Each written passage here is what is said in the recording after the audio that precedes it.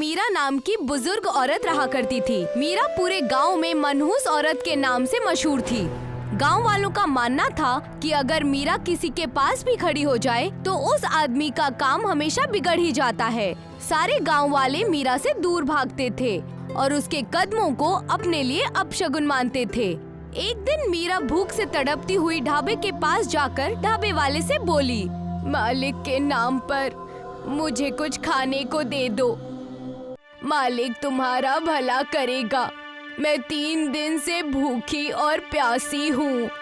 मीरा को देखकर ढाबे वाला गुस्से में आ गया। अगर तुम यहाँ पर कुछ देर और खड़ी रही ना तो मेरे भूखे मरने की नौबत आ जाएगी। यहाँ से तुम फौरन चली जाओ, मुझे तुम्हारा चेहरा भी नहीं देखना। बेटा, किसी भूखे को खाना खिलाना बहुत ही नेक काम होता है। मालिक बहुत खुश हो जाते हैं। मगर तुम्हारी बात अलग है, तुम्हारे ऊपर तो वैसे भी कोई लानत है और मैं तो कहता हूँ कि तुम खुद एक लानत हो। जितनी जल्दी हो सके मेरे ढाबे से दूर हो जाओ। ढाबे वाले ने इतना कहा ही था कि तभी बहुत तेज हवा चलने लगी और अचानक ढाबे पर जल रही लड़कियों ने आग की लपटें पकड़ ली और देखते ही देखते ढाबे पर आग लग गई। सभी लोग ढाबे पर आग बुझाने लगे। यहाँ से चली जाओ, देखा तुमने, तुम्हारी वजह से मेरे ढाबे में आग लग गई। मैं तो लुट गया, बर्बाद हो गया। तुम यहाँ से फौरन चली जाओ मनहूस। मीरा आंखों में आंसू लिए भूख से तड़पती हुई वहाँ से चली गई। कुछ वक्त बाद मीरा गांव के जमींदार जमुना प्रसाद के दरवाजे पर जाकर खाना मांगने लगी। अपने कदम वहीं रोक लो, एक कदम भी आगे मत बढ़ाना। कहीं गलती से तुम्हारे कदम मेरी हवेली में पड़ गए ना तो मैं तो पूरा बर्बाद हो जाऊंगा। आखिर तुम इस गांव को छोड़कर चली क्यों नहीं जाती? मैं 3 दिन से भूख से तड़प रही हूँ, मुझे कुछ खाना खिला दो। पिछली बार जब मैंने तुम्हें खाना खिलाया था तो तुम्हारे जाते ही मेरी बीवी सीढ़ियों से गिरकर बुरी तरह घायल हो गई थी। बड़ी मुश्किल से उसकी जान बच पाई थी। मगर इस बार मैं ऐसी कोई गलती नहीं करने वाला। चली जाओ यहाँ से। जमुना प्रसाद ने इतना कहा ही था कि तभी जमुना प्रसाद के कानों में 10 साल के बच्चे की चीख सुनाई दी। जमुना प्रसाद दौड़ते हुए अंदर की ओर भागा। क्या हुआ बेटा, तुझे क्या हो गया? जमुना प्रसाद की बीवी विमला रोते हुए बोली। मीरा की आवाज सुन मुन्ना उसे कुछ पैसे देने के लिए आ रहा था और अचानक उसका पैर फिसल गया और वो गिर पड़ा। ये कुछ बोल क्यों नहीं रहा? तभी मुन्ना को होश आ गया। अरे मेरा मुंह क्या देख रही हो? जल्दी से जाओ, भीमा और कालिया को बुला कर ले आओ। इसे अभी इसी वक्त डॉक्टर के पास ले जाना होगा। जमुना प्रसाद गुस्से से बाहर आकर मीरा से बोला, देखा तुमने, तुम्हारे यहाँ आने से पहले सब कुछ सही था, लेकिन जैसे ही तुम्हारी मनहूस आवाज मेरी हवेली की दीवारों से टकराई मेरा बेटा मुंह के बल गिर पड़ा। चली जाओ यहाँ से और दोबारा यहाँ पर कभी मत आना। मीरा बेचारी आंखों में आंसू लिए वहाँ से भी चली गई। उस दिन मीरा ने गांव के हर घर का दरवाजा खटखटाया मगर किसी ने मीरा को खाने के लिए कुछ नहीं दिया। थक हार कर मीरा गांव के जंगल में जाकर खुद को कोसने लगी। मैं तो किसी का भी बुरा नहीं चाहती, लेकिन मैं कहीं भी जाती हूँ तो उसके साथ बुरा ही हो जाता है। ये तो मुझे किस जन्म के पापों की सजा दे रहा है। तभी अचानक मीरा के जिस्म में बुरी तरह से दर्द होने लगा। मीरा दर्द से छटपटाने लगी। उसने देखा कि उसके कंधे पर पंखनुमा कोई चीज निकल आई थी। ये देखकर मीरा घबरा गई। कुछ ही वक्त में मीरा के दोनों कंधों पर बड़े बड़े पंख निकल आए। मीरा ने तुरंत उन पंखों को उखाड़कर फेंक दिया। हे मालिक, एक तो वैसे भी गांव वाले मुझे अपने लिए अपशगुन मानते हैं, ऊपर से मेरे जिस्म पर ये पंख निकल आए तो वो तो अब मुझे कोई जादू टोना करने वाली या डायन ही समझेंगे।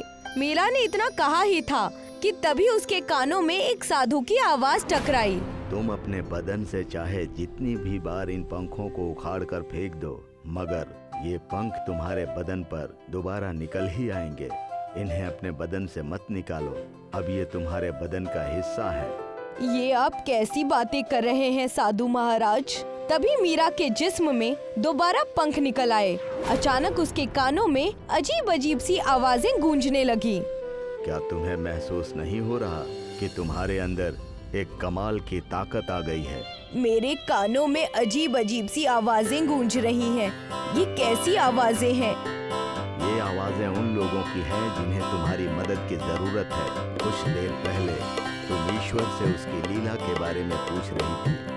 ईश्वर ने तुम्हारी मदद की है। अपने दिल में सुकून रखो और गौर से सुनो वो आवाजें तुमसे क्या कहना चाहती हैं।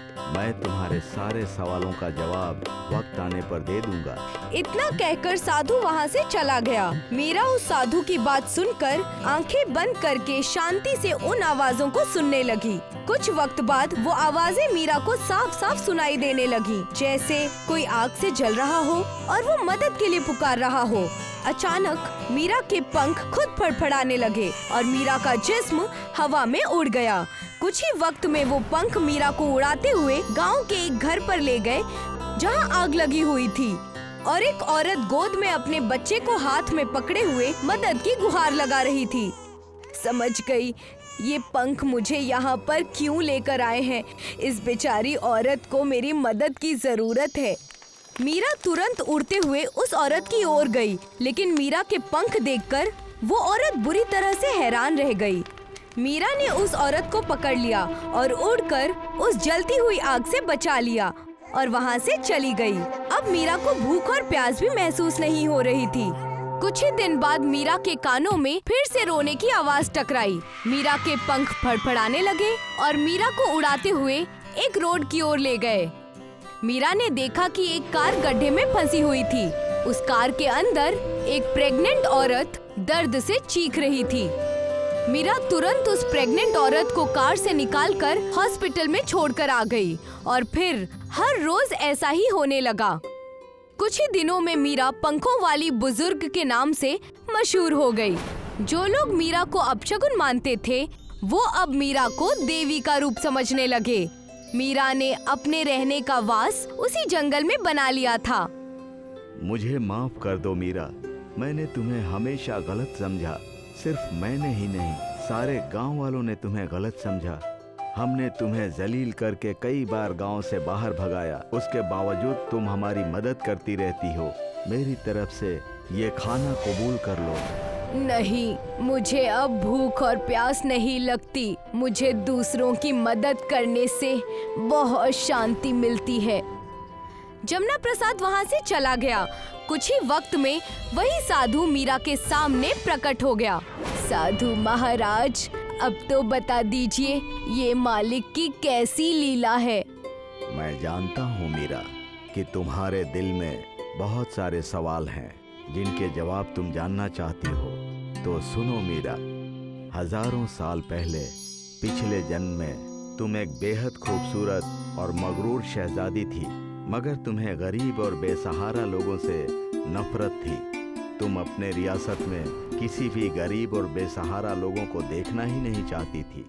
तुम्हें मासूम जानवरों का शिकार करने का भी बहुत शौक था।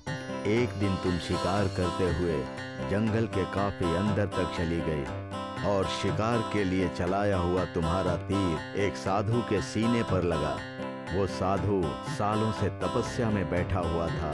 उस साधु ने तुमसे माफी मांगने के लिए कहा, मगर तुमने उल्टा सिपाहियों को आदेश देकर उसे गिरफ्तार करवा लिया। उसी साधु की दी हुई लानत की वजह से तुम इस जन्म में सजा भुगत रही हो।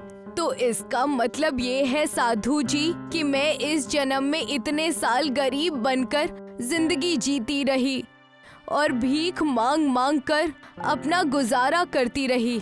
तो ये मेरे उन्हीं जन्मों के कर्मों की सजा है। हाँ मीरा, ताकि तुम्हें ये एहसास हो जाए कि कोई भी इंसान अपनी मर्जी से गरीब और बेसहारा नहीं होता। जब तुम ईश्वर से उसके खेल के बारे में पूछ रही थी, तब मुझे तुम पर रहम आ गया। लेकिन आप मेरे बारे में इतना सब कुछ कैसे जानते हैं? क्योंकि वो साधु मैं ही हूँ जिसने तुम्हें लानत भेजी थी। लेकिन ये तो हजारों साल पहले की बात है साधु महाराज। ईश्वर की भक्ति और योग के सहारे हम साधु हजारों सालों तक ऐसे ही जिंदा रहते हैं। क्या तुमने इस बात को महसूस नहीं किया कि जब जब तुम लोगों की मदद करती हो, तुम्हारी भूख प्यास खत्म हो जाती है? क्योंकि तुम्हारा खाना यही है मीरा, लोगों की मदद करना। और जब तक तुम जिंदा रहोगी तब तक तुम लोगों की ऐसे ही मदद करोगी, और तुम्हारे रहते हुए किसी के ऊपर कोई मुसीबत नहीं आएगी। यही मेरा बोन है मीरा, और यही तुम्हारा इस जन्म से मुक्ति का जरिया बनेगा।